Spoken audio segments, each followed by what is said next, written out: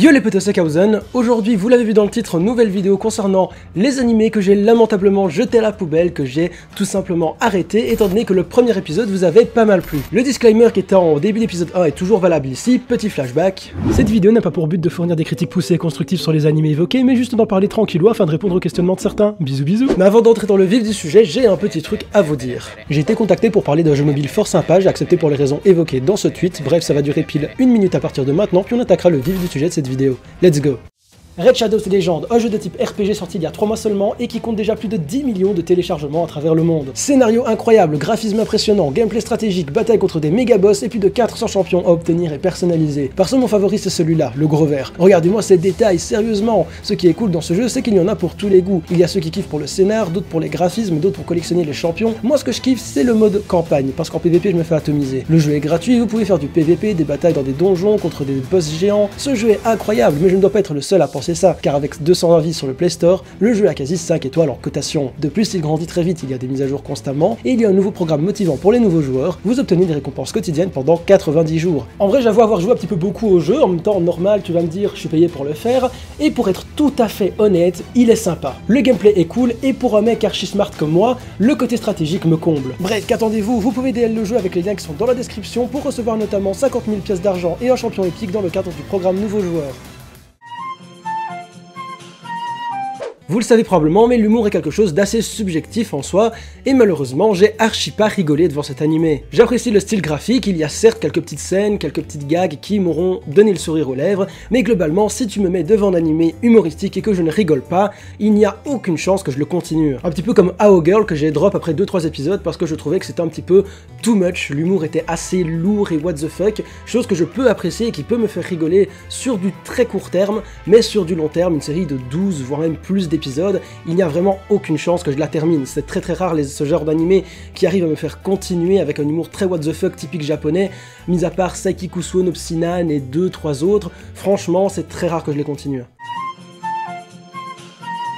Ah, probablement un des pires animés que j'ai vu. Et c'est par le créateur de Mirai Nikki. Tiens donc. Alors, je suis clairement pas fan de Mirai Nikki, attention, mais ceux qui pensent que c'est le pire animé du monde, mais vous n'avez définitivement pas vu Big Order. C'est un réel bordel cet animé, la narration et l'écriture sont littéralement dégueulasses, les explications qu'on te donne sur les techniques des personnages, l'univers, etc.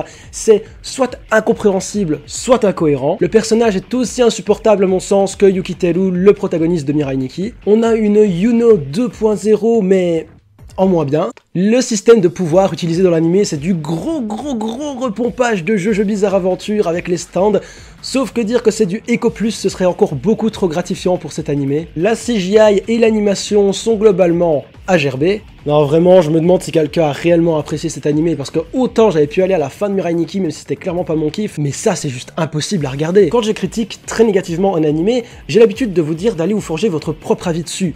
Mais là, de moi à toi, de toi à moi, mais regarde pas ça. Je ne déteste pas cet animé, je veux dire il m'a rien fait, mais c'est juste que c'est mauvais à tous les niveaux. Alors j'avais déjà pas réussi à accrocher au manga, il me semble que je me suis arrêté en plein milieu du tome 2, mais l'animé, au-delà d'Asta qui a une voix réellement irritable, on va dire, c'est même pas encore ça réellement le gros souci, parce que c'est d'une lenteur en fait. On a DHS dès le début de l'animé. À côté de ça, le studio Pierrot produit une fois de plus une animation totalement inconstante, pas toujours mauvaise, mais comme je l'ai dit, inconstante. On a un concept de magie et des protagonistes qui sont selon moi littéralement inintéressants. Et puis de toute façon aujourd'hui, bonne chance pour me faire visionner un animé fleuve qui comportera peut-être des centaines d'épisodes. Le seul animé fleuve que j'ai vu ces dernières années, c'était clairement Captain Tsubasa. Tu me manques tellement.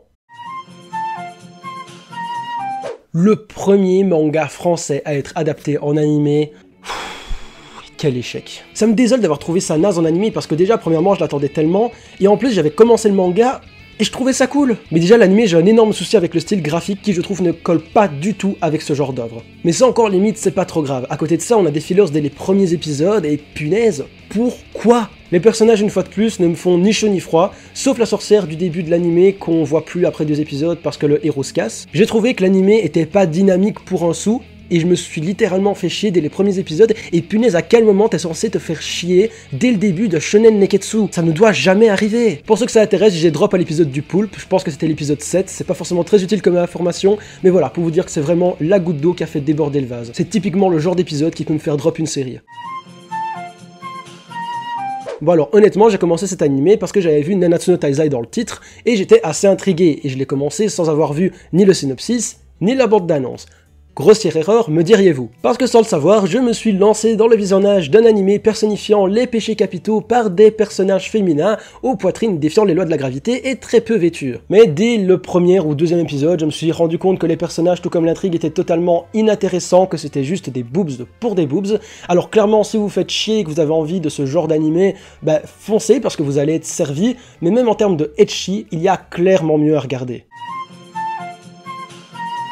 Alors je ne suis pas un grand amateur d'animés d'horreur, je fais ça entre gros guillemets parce que j'ai du mal à considérer ce genre comme réellement existant dans l'univers de l'animation japonaise étant donné que je n'ai jamais visionné un animé d'horreur qui m'a fait ressentir ne serait-ce qu'un dixième de ce que je ressens quand je regarde un film d'horreur. Mais bon, ça c'est encore un autre débat. Shiki a un style assez inhabituel d'un point de vue artistique qui le fait se démarquer des autres, mais qui ne me plaît pas pour autant. Mais encore, c'est pas si dérangeant, je dois vous avouer avoir vu cet animé, je pense, il y a au moins 1 an et demi, 2 ans, et de ce que je me rappelle, après 6-7 épisodes, c'était que le début était excessivement lent, et pas forcément très intéressant à côté de ça.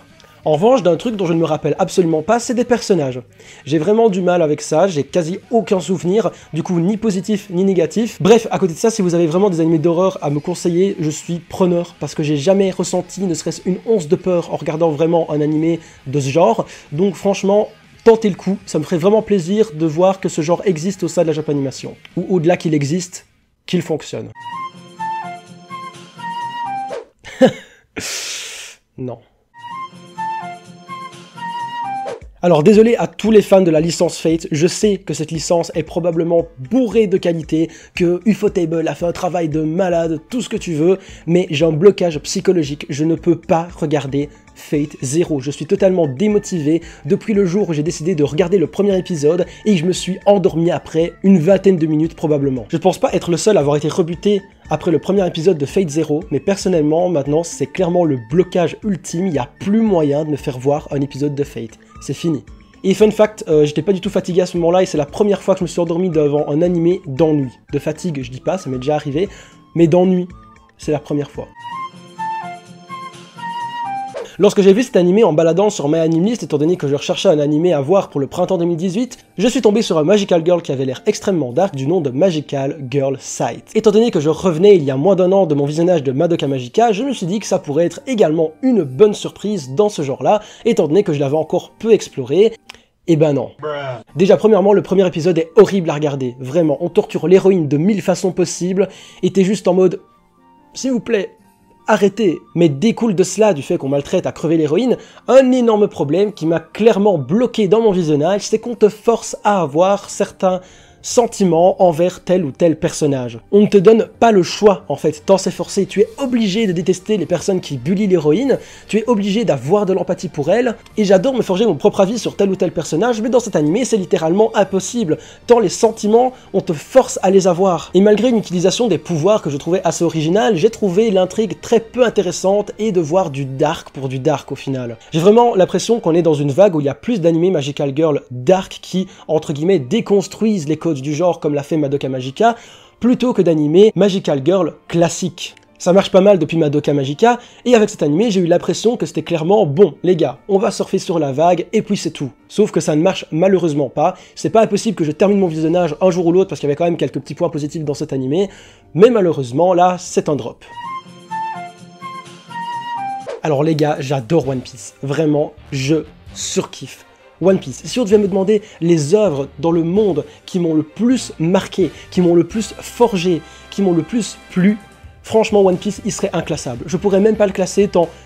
Bah tant c'est pas classable en fait. C'est juste un cas tellement à part, c'est fantastique, c'est un mythe le truc, c'est un mythe, je le dis. Mais l'animé, c'est du foutage de gueule, quoi, on va pas se le cacher. Je me suis enfilé plus ou moins 700 épisodes, j'étais en plein dans l'arc Dressrosa quand j'ai arrêté mon visionnage, mais à un moment, j'en pouvais plus, quoi. T'as 22-23 minutes d'épisode. À cela, t'enlèves 2-3 minutes faciles de récap de l'épisode précédent, 2 minutes 30 d'opening, des plans fixes à tout va dans l'animé pour faire gagner du temps d'animation et du temps globalement, en réalité. Tu prends une preview de 2 minutes de l'épisode prochain qui arrive à la fin de l'épisode, au final t'as 15 minutes de contenu, 15 minutes par semaine, et à un moment t'as envie de te tirer une balle, quoi. En fait, j'ai stoppé l'animé One Piece en me disant, bon, il serait temps de passer à un autre format, n'est-ce pas? Et au final, je ne me suis jamais acheté les mangas pour être à jour, ni même check la version numérique par pure flemme. Voilà, juste la flemme.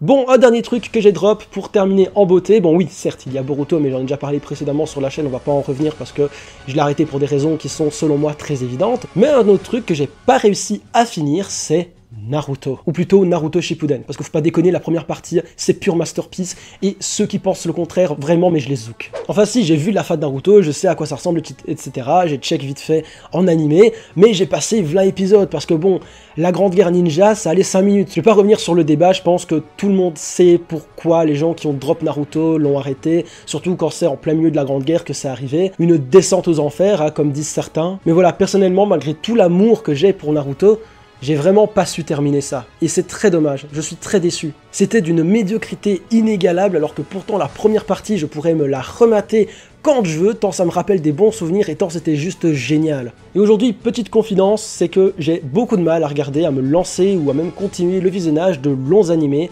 étant donné que je préfère ce format court de 12-24 épisodes, déjà même 50, ça commence à devenir beaucoup pour moi, parce que tout simplement, quand je visionne un anime de 200 épisodes, je me dis qu'à côté, j'aurais pu en voir 10 d'une vingtaine d'épisodes, on va dire, et je trouve ça beaucoup plus enrichissant de regarder 10 petits animés d'une dizaine, vingtaine d'épisodes, plutôt qu'un gros de 200. Prenant le même temps à visionner des petits animés plutôt qu'un énorme, j'ai l'impression d'enrichir beaucoup plus ma culture en termes d'animés et mes connaissances également, même si je vous l'accorde, certains longs animés tels que One Piece, Gintama, Bleach, etc.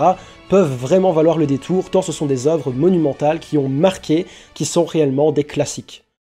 Et voilà les amis, c'est la fin de cette vidéo, j'espère qu'elle vous aura plu, merci de l'avoir suivi jusqu'au bout, merci également à Red Shadow Legends de l'avoir sponsorisé, vous avez pas aidé à quel point ça aide, tous les liens sont dans la description et rendez-vous très bientôt du coup pour une prochaine vidéo. Sur ce, je vous souhaite une bonne journée, une bonne soirée, à la prochaine. Le gameplay est sympa et pour un mec archi smart comme moi, le... Ah putain.